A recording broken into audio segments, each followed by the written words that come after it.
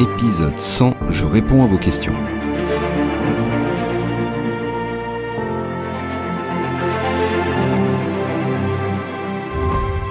Bonjour à tous. Voilà, ça y est, nous y sommes, c'est l'épisode 100 du podcast. J'y suis arrivé sans trop le réaliser à vrai dire.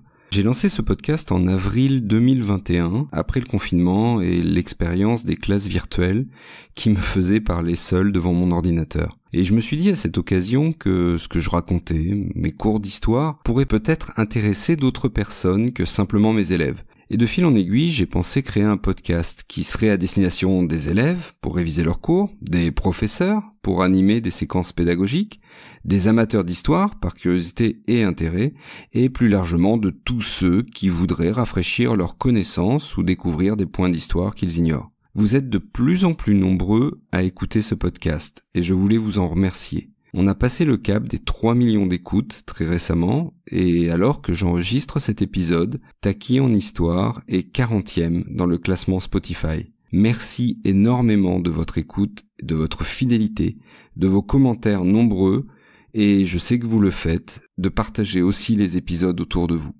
J'avais proposé sur les différents réseaux sociaux, et notamment sur le compte Instagram de Taki en Histoire, c'est celui où vous êtes les plus nombreux, plus de 5300 abonnés, et je vous avais proposé donc de me poser des questions d'histoire. Je voulais vous donner la parole, et surtout les commandes pour créer cet épisode 100.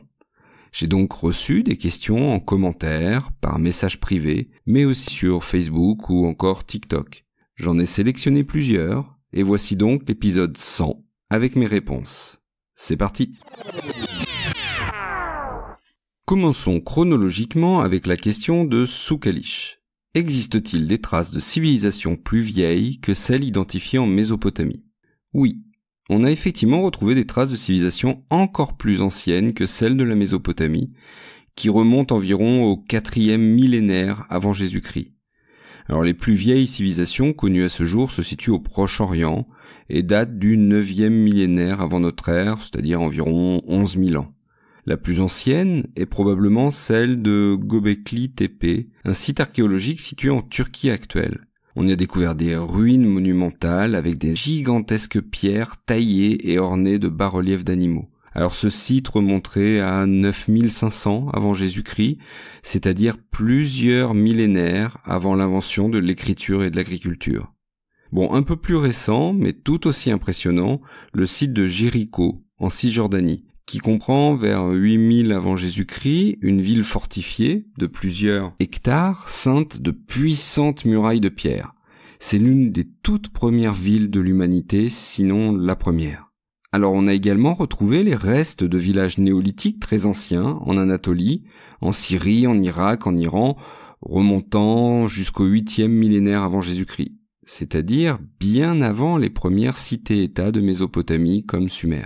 Donc oui, grâce à l'archéologie, on découvre peu à peu les traces de sociétés humaines complexes et organisées, bien plus vieilles que les grandes civilisations antiques traditionnellement étudiées. C'est un véritable mystère pour les historiens.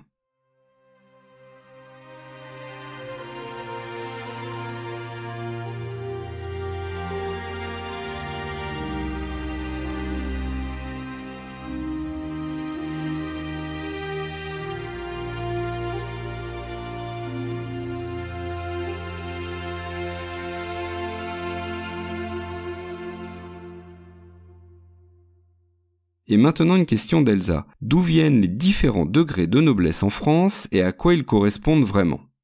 En fait, les titres nobiliaires trouvent leur origine dans le système féodal qui s'est mis en place au Moyen-Âge.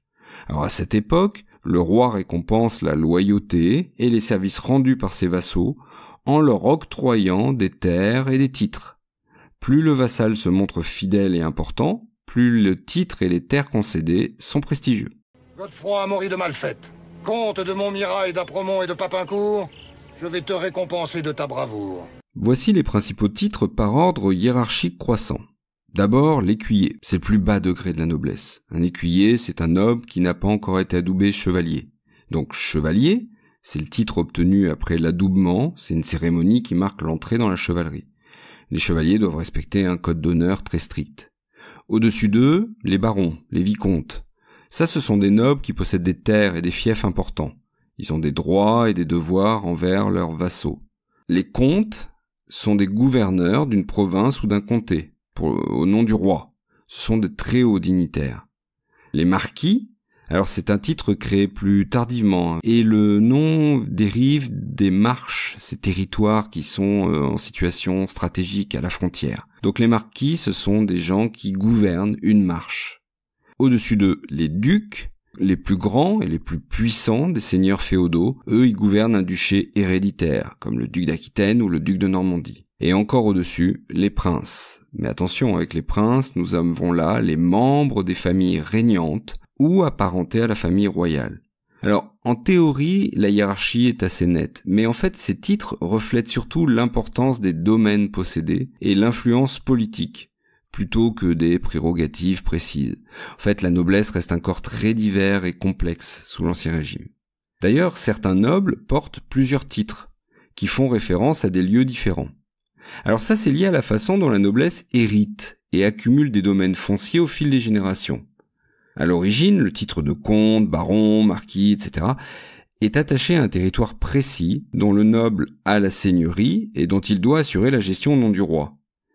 Mais avec le temps, à cause des mariages, des héritages, des achats de terres, un même noble peut se retrouver à posséder plusieurs seigneuries, issues des différentes branches de sa famille. Ainsi, un noble peut par exemple hériter du comté paternel et devenir comte de X, tout en épousant l'héritière du marquisat de Y, il devient alors comte de X et marquis de Y. On peut ainsi accumuler des titres de noblesse différents, liés à des territoires distincts au gré des alliances et des successions. C'est pourquoi beaucoup de grands nobles arborent une longue liste de titres toponymiques, et celle des rois et des empereurs est particulièrement interminable. Alors, cela reflète l'importance de leurs possessions terriennes accumulées, leur puissance et leur prestigieuse lignée, mais ça marque aussi leur autorité sur ces différents domaines féodaux. À cela, faut rajouter le fait que le fils aîné de la famille a toujours un titre de noblesse particulier, et le cadet un autre titre. Ça, c'est lié au droit d'aînesse. Le principe, c'est que le fils aîné hérite de la majorité, voire de la totalité des titres et des domaines fonciers de son père à la mort de ce dernier. Ainsi, le fils aîné reprend généralement le titre principal de son père, celui qui est attaché au domaine patrimonial le plus important. Par exemple, s'il est comte de X, son fils aîné devient comte de X à sa succession. En revanche, les fils cadets ne reçoivent qu'une part mineure de l'héritage, souvent sous forme d'argent ou de rente. Ils n'héritent pas du titre principal qui revient à l'aîné. Mais pour leur permettre de vivre noblement, on leur attribue parfois de nouveaux titres, de moindre importance, créés à partir d'autres seigneuries mineures possédées par la famille. Par exemple, le cadet peut se voir octroyer le titre de baron de Y ou de vicomte de Z, issu de terres annexes. Alors cela confère un statut noble, mais inférieur à celui de leur frère aîné. Le but étant à la fois de préserver l'essentiel du patrimoine familial pour l'aîné, tout en permettant au cadet de jouir d'un rang dans la noblesse, bien que subalterne.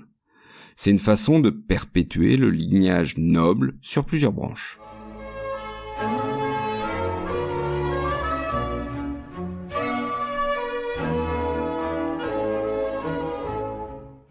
Alors une question ensuite de Beckreader05. Qui est le plus grand traître de l'histoire? Mais je suis un traître, mais demandez, je suis dans votre camp! J'ai dénoncé tout le monde, je suis à peine français! Ah, question compliquée. Alors il n'y a pas de réponse unique et objective. En fait, la notion de trahison et la manière dont elle est perçue sont très subjectives et dépendent grandement des points de vue et des contextes historiques. Certaines figures peuvent être considérées comme des traîtres par certains et des héros par d'autres, selon les allégeances politiques, religieuses ou nationales. En fait, la trahison est souvent dans l'œil de celui qui la juge. Prenez Judas, par exemple. Judas est perçu comme le traître ultime dans la tradition chrétienne, pour avoir livré Jésus. Mais dans d'autres interprétations, son rôle est nécessaire au plan divin. Prenons un autre exemple, pour les Anglais, Guy Fawkes, celui qui est à l'origine de la conspiration des poudres et qui a tenté de faire exploser le Parlement en 1605. Les Anglais le considèrent comme un traître. Mais pour les catholiques de l'époque, c'est un martyr. On pourrait citer également des figures comme Benedict Arnold, qui a trahi la cause américaine pendant la Révolution, mais à ses yeux, il voulait rester loyal au roi d'Angleterre. Ou même, et la question est sensible, le maréchal Pétain, pendant la Seconde Guerre mondiale. Mais là encore, leurs actes ont été vus très différemment selon les camps. Et donc, plutôt que de désigner un plus grand traître, il est préférable de replacer ces personnages controversés dans leur contexte historique précis pour comprendre les enjeux et les motivations derrière leurs actes qui sont perçus comme des trahisons. Passons à la question de Lo Ray Peg. Les coupes de champagne ont-elles été réalisées d'après la forme des seins de Marie-Antoinette ?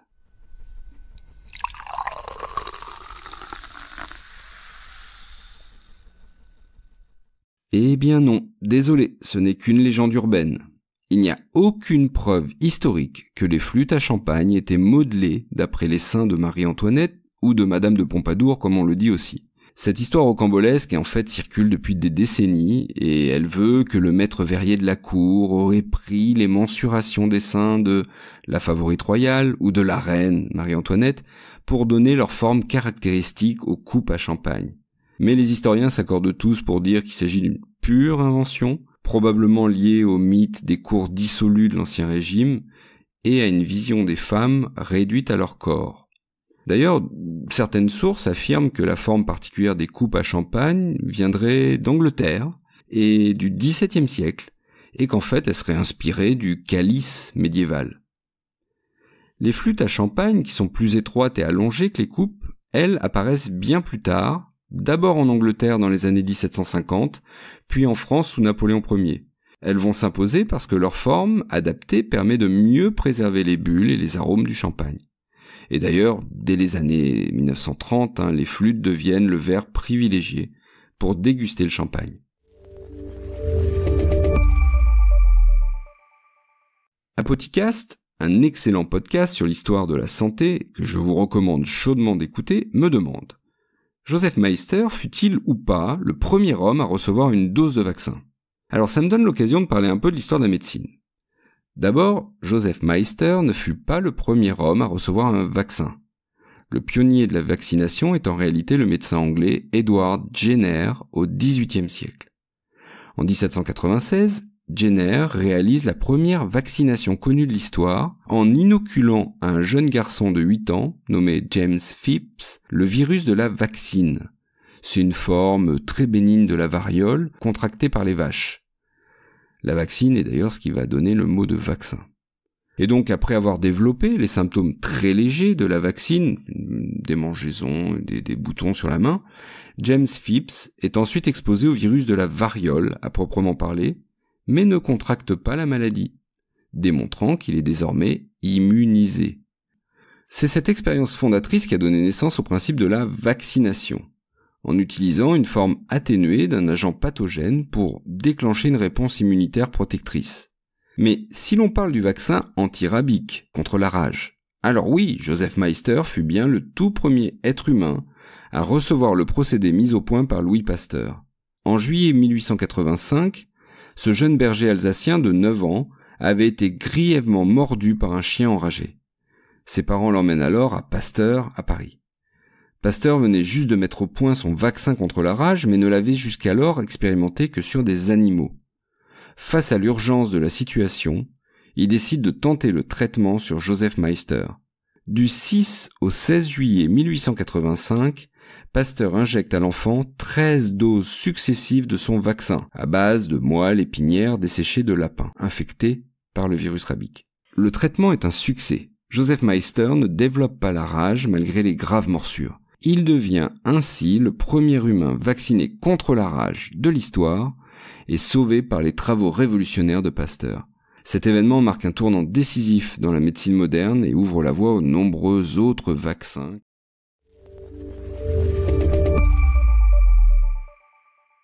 On continue au XIXe siècle avec la question de Gabin SNRLS. 1848 fut-elle une année révolutionnaire ? Oui, on peut tout à fait dire que l'année 1848 fut l'une des années les plus révolutionnaires de l'histoire européenne. En 1848, un vaste mouvement secoue la majeure partie des pays européens. connue sous le nom du Printemps des peuples. C'est une vague de soulèvements populaires, de révoltes et de révolutions sans précédent à cette échelle.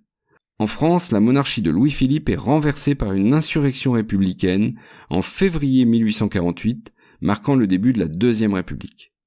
Dans l'Empire autrichien, les révolutionnaires forcent l'abdication du vieux prince Metternich. L'empereur doit accorder une constitution. En Prusse et dans les États allemands, des soulèvements libéraux et nationalistes éclatent, réclamant l'unité allemande et des réformes démocratiques. En Italie, des révoltes contre la domination autrichienne mènent à l'affirmation du royaume de Piémont-Sardaigne. Et même en Europe centrale et orientale, comme en Hongrie ou dans les provinces danubiennes, d'importantes insurrections nationales ont lieu en 1848.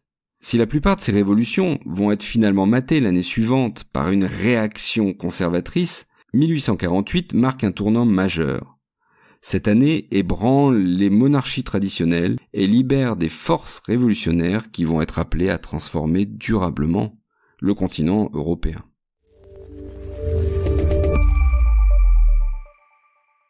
Et pour finir, la question de Luc SGI qui me demande si je peux expliquer les différences entre capitalisme et communisme. Alors pour essayer de faire simple, le capitalisme est un système économique et politique basé sur d'abord, la propriété privée des moyens de production, c'est-à-dire les usines, les entreprises, les terres, etc. Ensuite, sur l'économie de marché. C'est l'offre et la demande qui déterminent les prix. La recherche du profit, par les entrepreneurs et les investisseurs privés. Enfin, une intervention limitée de l'État dans l'économie. Même si le système capitaliste existait avant lui, c'est le penseur écossais Adam Smith qui en jette les bases théoriques dans son ouvrage majeur La richesse des nations, publié en 1776. À l'inverse, le communisme, lui, rejette la propriété privée des moyens de production, au profit de la propriété collective par l'État ou la collectivité, d'une économie planifiée de manière centralisée par l'État, de la répartition des richesses de manière égalitaire, enfin, du contrôle des travailleurs sur les moyens de production.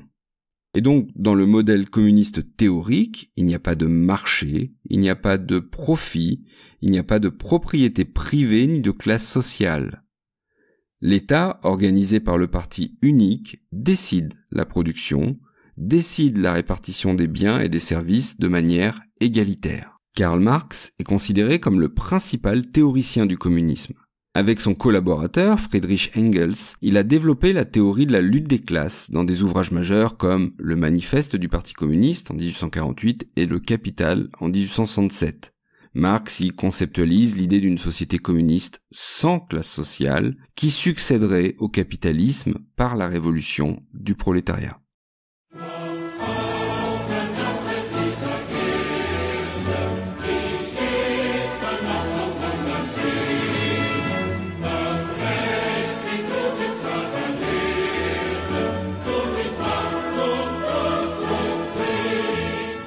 En résumé, le capitalisme prône la liberté économique et la propriété privée, tandis que le communisme vise l'abolition de la propriété privée au profit de la propriété collective et d'une économie planifiée par l'État. Savez-vous seulement ce que c'est qu'une dictature? Une dictature, c'est quand les gens sont communistes, déjà, qu'ils ont froid, avec des chapeaux gris et des chaussures à fermeture éclair. C'est ça, une dictature, Dolores. D'accord. Voilà pour toutes ces réponses, j'espère qu'elles vous ont intéressé et appris des choses. Si vous avez aimé cet épisode, dites-le moi en commentaire. Sur Spotify, c'est très simple à faire. Sur Apple Podcasts aussi, vous me laissez un avis sur l'émission, ou vous pouvez le faire aussi sur les réseaux sociaux. J'aime beaucoup vous lire et c'est très motivant pour moi d'avoir vos retours. Et l'on se retrouve très bientôt pour l'épisode 101 et une nouvelle page d'histoire.